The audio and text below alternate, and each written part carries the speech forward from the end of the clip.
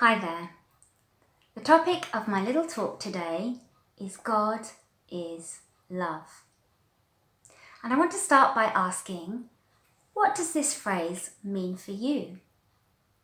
Is it something that you've heard so many times that it's just become commonplace and unimportant? Love, as a concept, has been cheapened in many ways. We think of it in relation to how people feel about each other. People can be incredibly in love one week and then out of love the next. Even a love between families is tinged with our own self-interest, and it's often affected by how we feel we are being treated. I'm going to start by looking at 3 points. The first one being that God's love is very different to human love. It's the overriding quality of his nature. He can't stop loving. It's never based on circumstances, on our responses, or how he feels. It's a unique, unchanging aspect of who he is. In Scripture, often referred to as his unfailing love. No human can truly comprehend his love. We cannot begin to understand the depth of it.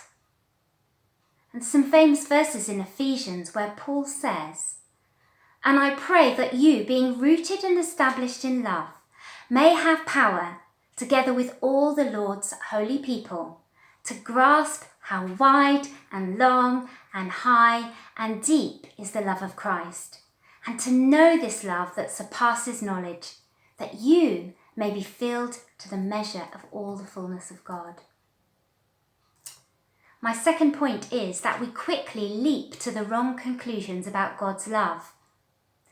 This comes out very clearly when someone says something like, "If I were a God of love, then..." It's often in response to suffering or disappointments in our life. The reasoning that follows is usually based on our own human perspective and not on the truth. That God's love is perfect and unchanging, even when we don't understand the circumstances or the way he acts. God's love, this is the third point, must be read within the rest of what Scripture teaches about his divine attributes. We can only fully acknowledge God's love if we look at it in the light of his holiness and his need for justice. When we acknowledge these things, we see the magnitude of his sacrificial giving love demonstrated in his Son. Verses from Romans 5, 6-8. It says, "You see, at just the right time, when we were still powerless, Christ died for the ungodly. Very rarely will anyone die for a righteous person. Though for a good person, someone might possibly dare to die, but God demonstrates his own love for us in this. While we were still sinners, Christ died for us." And I'm just going to read a short quote from a prayer journal produced by a prayer movement called Kingdom Come. "The love we see in countless Bible stories comes from a broken heart. It is a love for someone that feels like an ache in the pit of our stomach, the kind of love that would do anything, however irrational it may appear to others, to find what is lost." And I think this is demonstrated very clearly in the famous story of the prodigal son, which is found in Luke 15. A father has 2 sons who are working for him. One of them, the younger one, decides he's had enough and asks his father for his inheritance so he can go off and do his own thing. He asks for this while his father is still alive. And in traditional Middle Eastern culture, this means, "Father, I would prefer it if you were dead."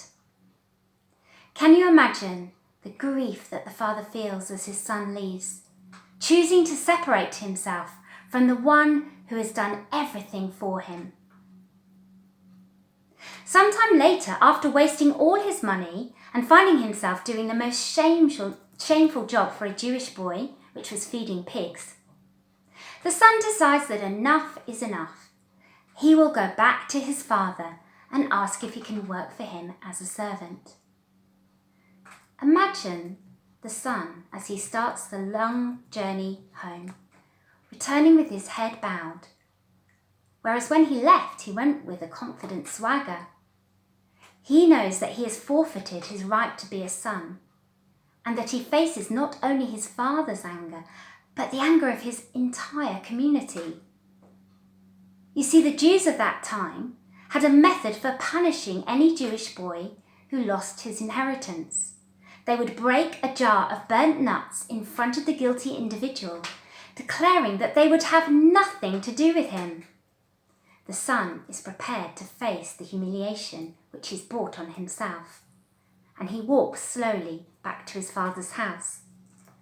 But then he is struck by the most amazing sight. Surely this can't be. Yes, it is. His father is running towards him. Now, traditional Middle Easterners wearing long robes do not run in public. To do so is deeply humiliating. But his father has picked up his robe and he's running towards him. He doesn't care what people think of him. He just wants to get to his son. As his father approaches, the son drops to his knees. "Father, forgive me," he starts to say.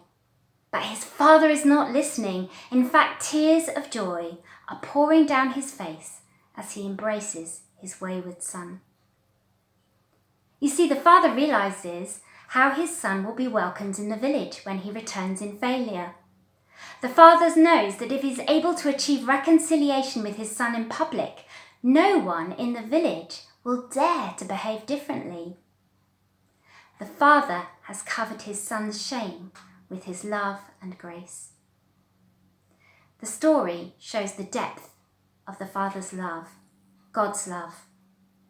There is nothing we can do to alter God's love for us. Nothing we can do to make him love him less, and nothing we can do to make him love us more. It is perfect love. It is the rock on which we stand, and nothing can separate us from it.